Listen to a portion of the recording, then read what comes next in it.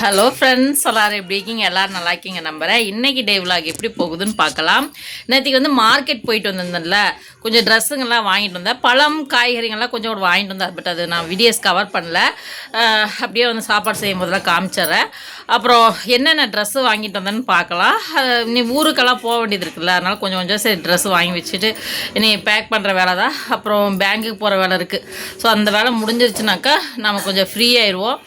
பசங்களுக்கு லீவ் ஆனதுமே கிளம்புற மாதிரி தான் வச்சுருக்கேன். சில ரெடி ஆகிட்டுருக்கு. எனக்கு எப்படா அந்த டேட்டு வரும், எப்படா ஊருக்கு கிளம்புவோம் அப்படின்னு சொல்லிட்டு பரப்பரப்பறேன்னு பறந்துட்டுருக்கிறேன். ஆசையாக இருக்குது. ரொம்ப ஒரு வருஷம் ஆச்சா ஊருக்கு வர்றதை நினச்சி ரொம்ப ரொம்ப சந்தோஷமாக இருக்குது. கிளம்புறதை நினச்சி சரி பசங்களை வந்து கூட்டிகிட்டு போகிறது எனக்கு கொஞ்சம் கஷ்டமாக இருக்கும். கொஞ்சம் பயம் ஜாஸ்தியாக இருக்கும். ட்ரெயினில் வரும்போது பிள்ளைங்களெல்லாம் பத்திரமா கூட்டிகிட்டு போகணும், கூட்டிகிட்டு வரணும். அப்பா நினச்சாலே எனக்கு பயங்கர டென்ஷன் தான். சரி பார்க்கலாம் என்ன பண்ணுறது. எப்படியோ வந்து தான் சேர்ந்தாகணும். நிறைய வேலைகள் இருக்குது. அப்பா வீட்டில் திருவிழா போட்டிருக்காங்க, அதையே அட்டன் பண்ணணும். நோம்பி இருக்குது. அப்புறம் தங்கச்சியும் பார்த்து ரொம்ப நாள் ஆச்சு. தங்கச்சியும் பார்த்துட்டு பேசிவிட்டு அவ்வளோ 2 நாள் இருந்துட்டு நம்ம வீட்டையும் போய் பார்க்கணும். நிறைய வேலைகள் அங்கேயும் இருக்குது. சரி வரேன் ஊருக்கு. அதுதான் ட்ரெஸ் எல்லாம் கொஞ்சம் வாங்கிட்டு வந்தேன். என்ன வாங்கிட்டு வந்தேன் வீடியோவில் பார்க்க போகிறோம். அப்புறம் இன்றைக்கி என்ன சமைச்சோம், என்ன வேலைகள் ஜாஸ்தி இல்லை. ஏன்னா மழை பெஞ்சிட்டு இருந்து பாப்பா கொஞ்சம் ஓரளவுக்கு வேலைகளை செஞ்சு முடிச்சிட்றா. எனக்கு ஜாஸ்தி வேலையும் இல்லை, கொஞ்சமாக தான் வேலை இருக்கும். எனக்கே உடஞ்சிருச்சு, கஷ்டப்பட்டு வளர்த்துனேன். சரி இன்றைக்கி டே விலாக் பார்த்துட்டு வந்துடுங்க, அதுக்கப்புறம் பேசலாம். ஓகே. மசாலா வாங்காதனாக்கா இவர்கிட்ட தான் வாங்குவேன். முதல்ல ஒருத்தர் அங்கே போயிட்டு வாங்கிட்டு பருப்பெல்லாம் வாங்கிட்டு வருவேன். அந்த கவர்மெண்ட் கடை வச்சுருக்காங்கல்ல, அவங்க மூலியமாக அவங்க கார்டு வச்சு வாங்கிட்டு இருந்தேன். சரி கொஞ்சமாக இப்போதைக்கு இதெல்லாம் தேவைப்படுது அப்படின்னு சொல்லிட்டு இங்கேயே வாங்கியாச்சு.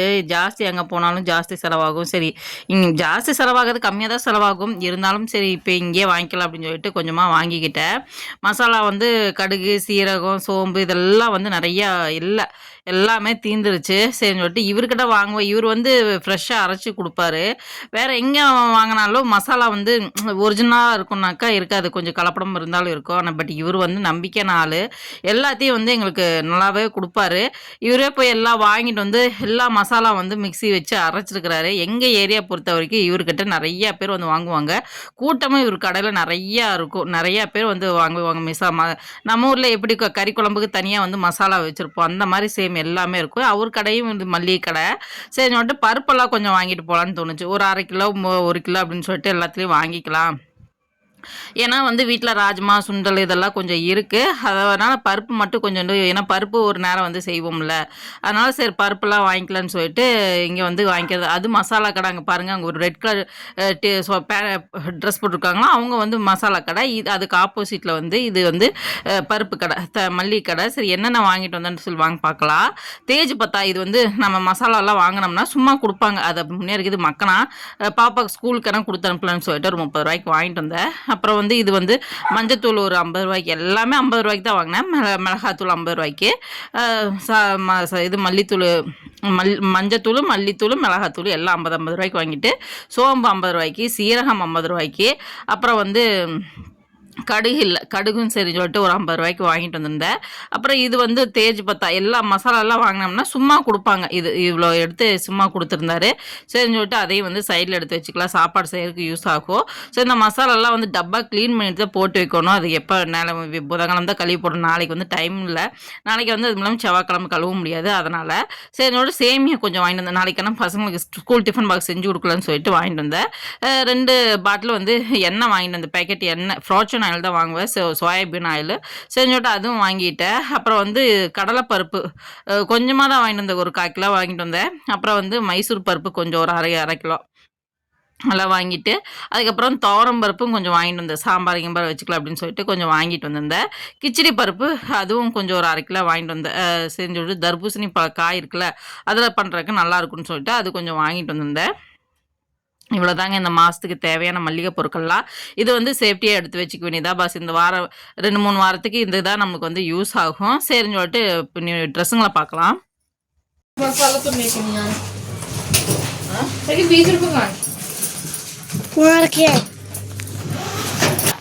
तो सड़ा हुआ लेके आ जाती है, देख के ले ले। தனியாக தேவைக்கு போடு. நேற்றுக்கு சண்டே மார்க்கெட்டில் போயிட்டு கொஞ்சம் சாமான்லாம் வாங்கிட்டு வந்தேன். அதுதான் என்னென்னு பார்க்க போகிறோம்.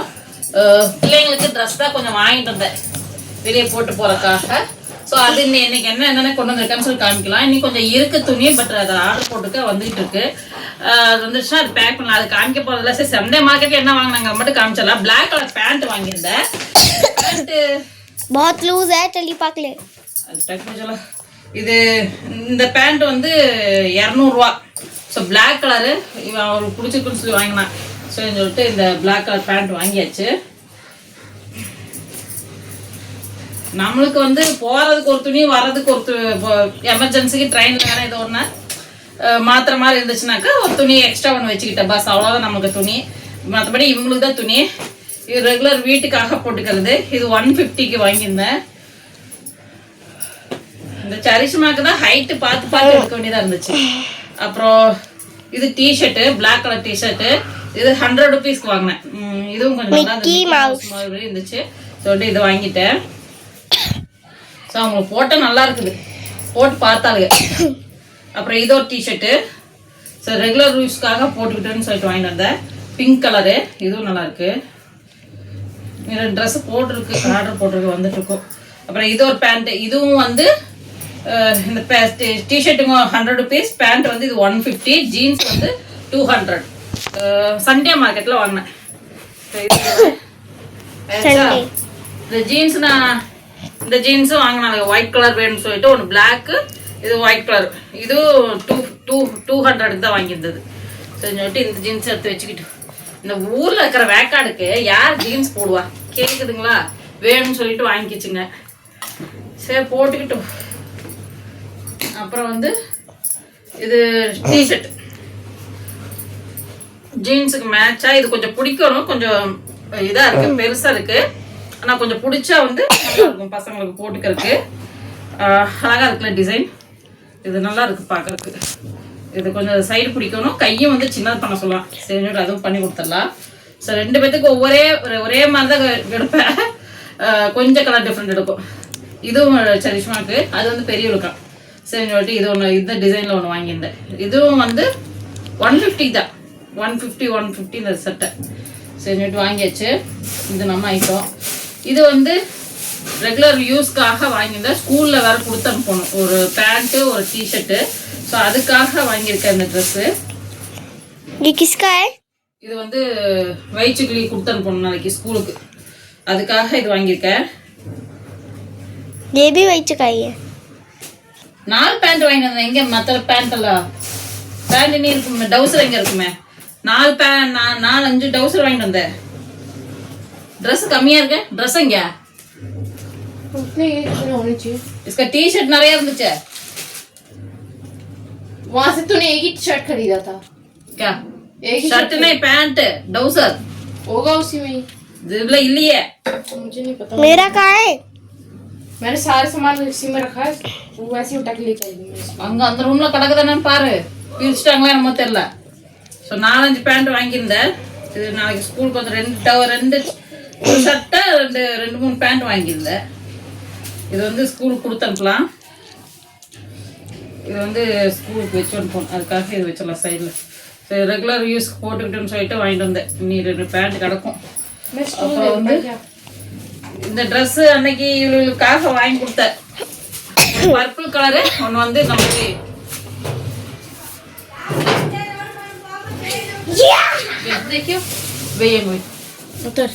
उतर के बना ले. ஸோ இந்த ட்ரெஸ்ஸு ஃப்ராக் மாதிரி ஃப்ராக் 2 வாங்கியிருக்கேன். ஒன்று பர்பிள் கலரு, ஒன்று இந்த கலரு. 2 கலர் வாங்கியாச்சு. அப்புறம் இந்த பேண்ட்டு ஷர்ட்டு இந்த மாதிரி இருக்குது, நிறைய இருக்குது. ஒரு 4-5 செட் இருக்குது. ஏற்கனவே உங்களுக்கு காமிச்சிருப்பேன். ஆளுக்கு ஒவ்வொரு செட் இருக்குல்ல. அப்புறம் ரெகுலர் யூஸ்க்கு ப்ளூ கலர் இருக்குல்ல. நீ அத்தனை வாங்கி கொடுக்கட்டும். இந்த மாதிரி பேண்ட், இந்த மாதிரி ஷர்ட் இருக்கு. போட்டுருக்கோம் காய்கறி கொண்டு கிடக்கு. சரி இதெல்லாம் வாங்கியாச்சு. இதெல்லாம் நீ பத்திரமா எடுத்து வச்சுக்கலாம். போடாது. இது வந்து ஆன்லைனில் ஆர்டர் பண்ணேன். டிஷர்ட் வந்து நல்லா இருந்துச்சு, சாஃப்டாக இருக்கு. 400 சில்லற வருது. ஸோ பேண்ட்டு டிஷர்ட்டு ரெண்டு ஜாயிண்ட் ஆன மாதிரி இந்த பாருங்க ரெகுலர் ஒர்க்கு வீட்டில் போட்டுக்கிறதுக்காக நல்லா இருக்கும்னு சொல்லிட்டு வாங்கியிருந்தேன். அடாடா வயிற்றுக்கா உனக்கு தான் தெரியுது. இந்த ரெகுலர் ஒர்க்குக்காக இந்த ட்ரெஸ் வாங்கியிருந்தேன். நல்லா இருக்கு கிரீன் கலர்ல. தள்ளு கேமரா உன்னோட துணி தான் தள்ளு போ. கேமரா முன்னாடி காமிச்சதுனால அது உங்களுக்கு தான் தெரியும். वहाँ पे जाके गाजर उठा रही है, मैंने कहा गाजर घर में है और फिर मिर्च उठा रही है. டிசைன் நல்லா இருந்துச்சு. பிரக்யாக்கு இதே மாதிரி வாங்கி கொடுத்துருந்தா கூட பரவாயில்ல வீட்டுக்கு போடுறதுக்கு. नहीं मेरे அழகான சைஸ் வந்து சின்ன சைஸா இருக்கு, பெரிய சைஸ் கிடைக்கல, அதனால விட்டுட்டேன்.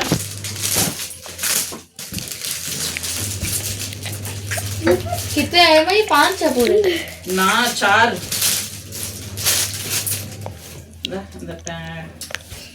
ये मैं एक्चुअली क्या यार ये बच्चों को डाउसर पड़ा होगा उस रूम में.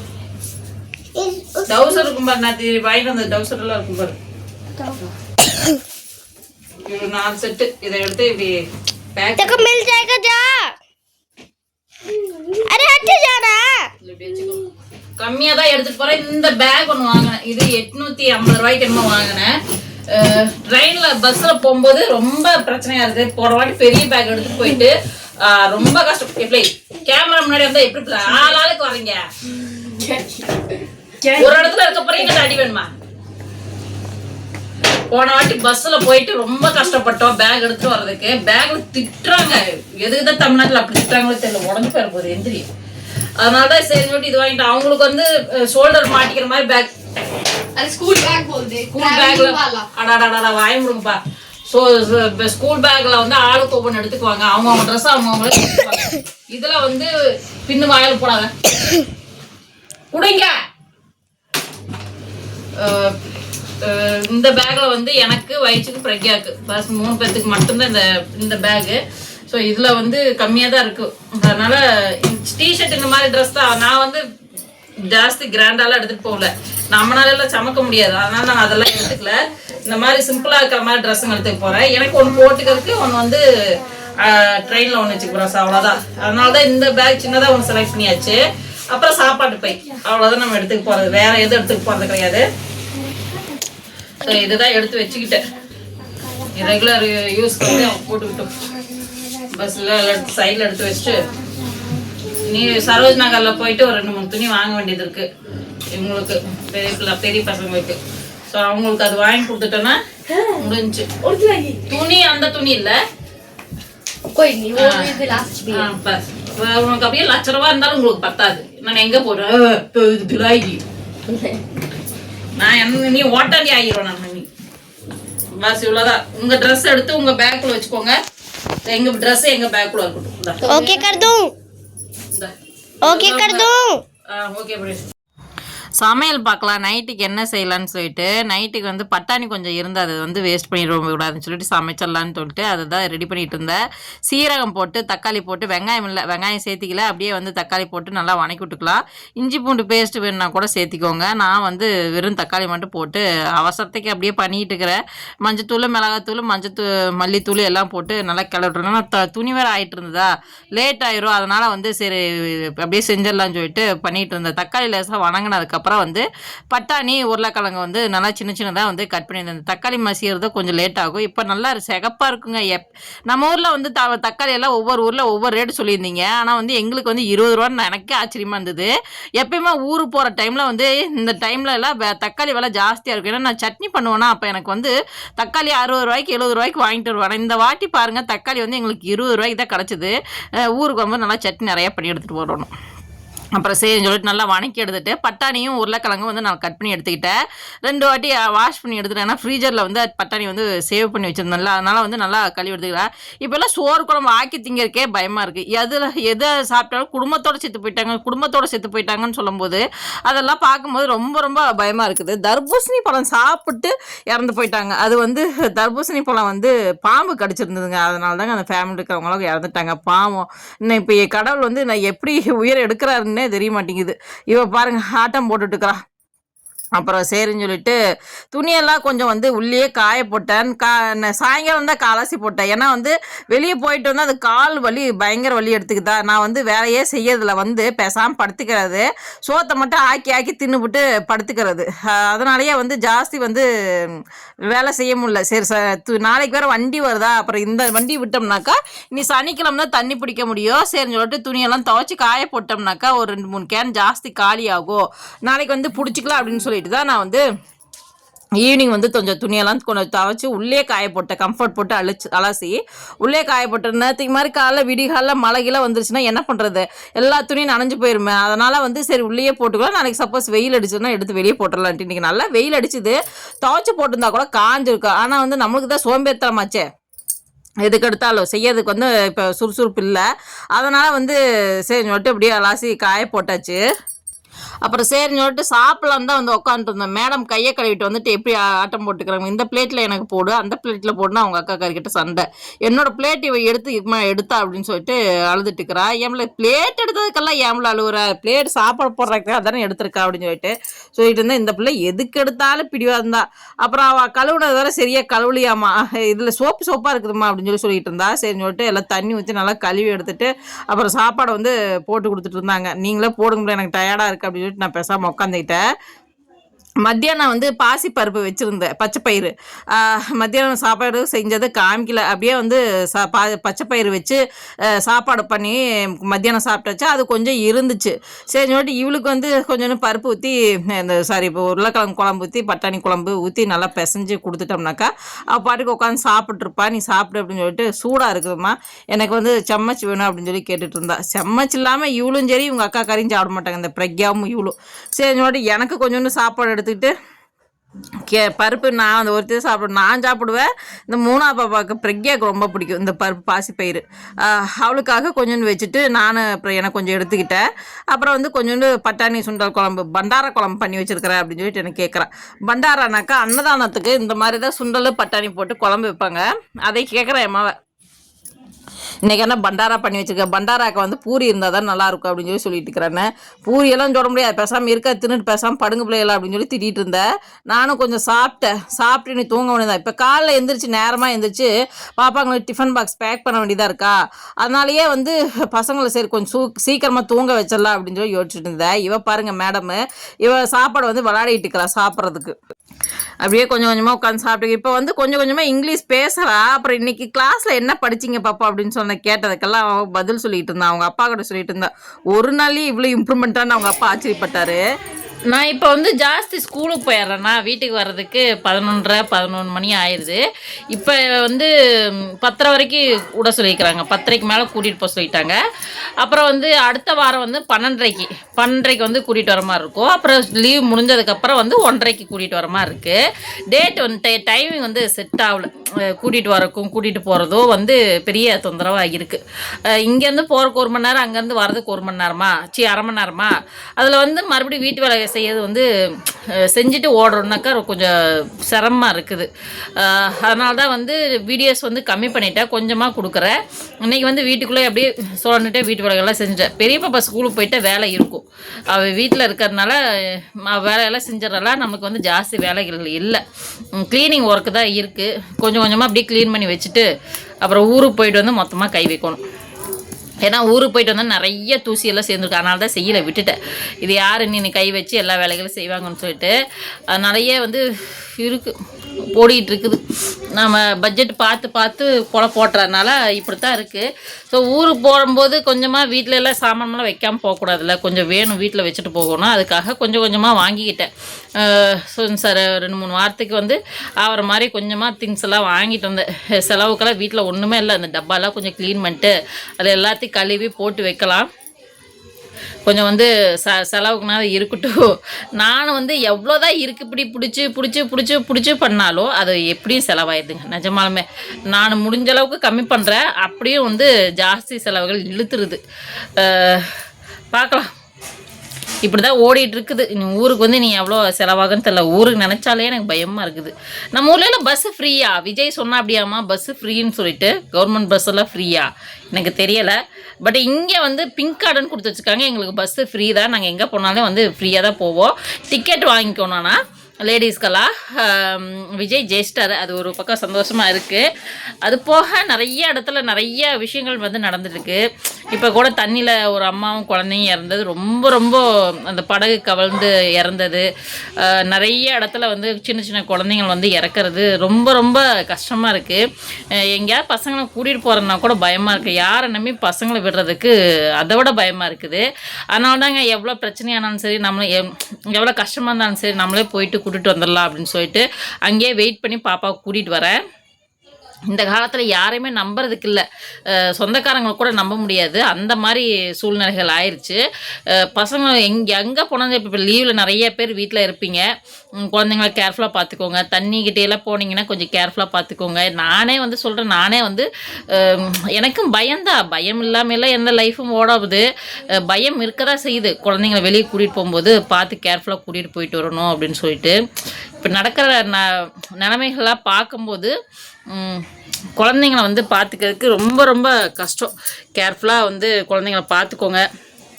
லீவில் இருக்கிறீங்க, எல்லோரும் வீட்டில் இருக்கீங்கனாக்கா கேர்ஃபுல்லாக வந்து குழந்தைங்கள வச்சுக்கோங்க. சரியா? சரி இன்றைக்கி டே விலாக் இப்படி தான் போச்சு. கண்டிப்பாக நாளைக்கு நல்ல வீடியோவில் பார்க்கலாம். Okay, bye friends. நெக்ஸ்ட் பார்க்கலாம். பாய்.